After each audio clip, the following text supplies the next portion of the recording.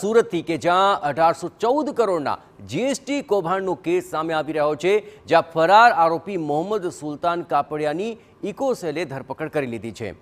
મુંબઈના મીરા રોડ વિસ્તારમાંથી બાતમીના આધારે આરોપીને ઝડપી લેવામાં આવ્યો છે। આપણે જણાવીએ કે કોર્ટે આરોપીના 3 દિવસના રિમાન્ડ મંજૂર કર્યા છે।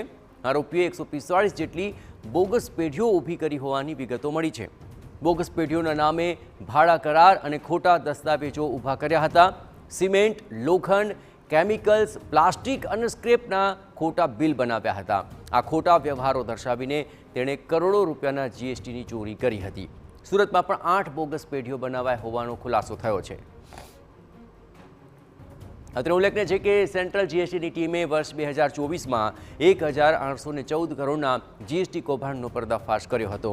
તે મામલે ફરિયાદ નોંધાઈ અને ભાવનગરથી આ કેસમાં મોહમ્મદ રઝા ગભરાણી નામના શખ્સની ધરપકડ થઈ, જેમાં સુલતાન કાપડિયા અને ઇમરાન નામના શખ્સોના ખુલાસા થયા હતા। પોલીસ તપાસમાં કૌભાંડના હજુ પણ મોટા આંકડા સામે આવી શકે છે। 8 પેઢીઓ જે જણાવેલ હતી એ 8 પેઢીઓ સુરતની હતી। તે પૈકી પેઢીઓના જે ખોટા કરારો, ભાડા કરારો અને ખોટા પુરાવા ઊભા કરી આ પેઢીઓની રજીસ્ટ્રેશન કરવામાં આવેલ, જીએસટી નંબર લેવામાં આવેલ અને ત્યારબાદ ખરીદ વેચાણના ખોટા બિલો ઊભો કરવામાં આવેલ।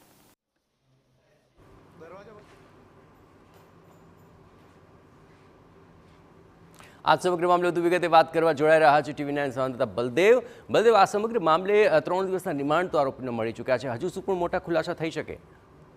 જે રીતે સુરત અને સુરત જિલ્લાની અંદર જે મોટા ઇકોનોમિક જે ફ્રોડ થતા હોય છે અથવા તો સરકારને જે મોટા કરોડો રૂપિયાનું જે નુકસાન થતું હોય છે તે સંદર્ભે સુરત ઇકોસેલની અંદર જે ફરિયાદ દાખલ થતી હોય છે ત્યારે થોડા દિવસ અગાઉ જ જે રીતે સુરત ઇકોસેલની અંદર 1814 કરોડ જીએસટી ચોરી કૌભાંડ જે મુખ્ય આરોપી છે તે ઘણા સમયથી ફરાર હતો।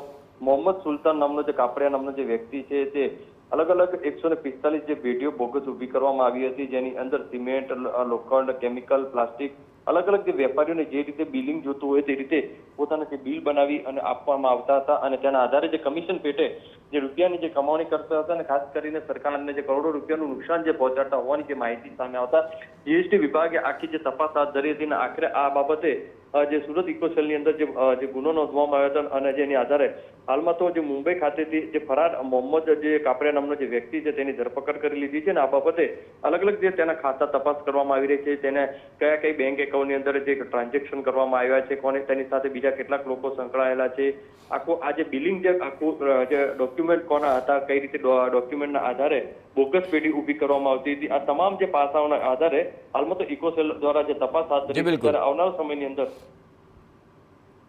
આભાર બલદેવ, તમામ ગતિવિધિઓ પર આપ નજર રાખતા રહેજો। તો હવે આગામી દિવસોમાં આ આખા કૌભાંડમાં કોણ સંડોવાયેલું છે એ દિશામાં પણ તપાસ તેજ થશે।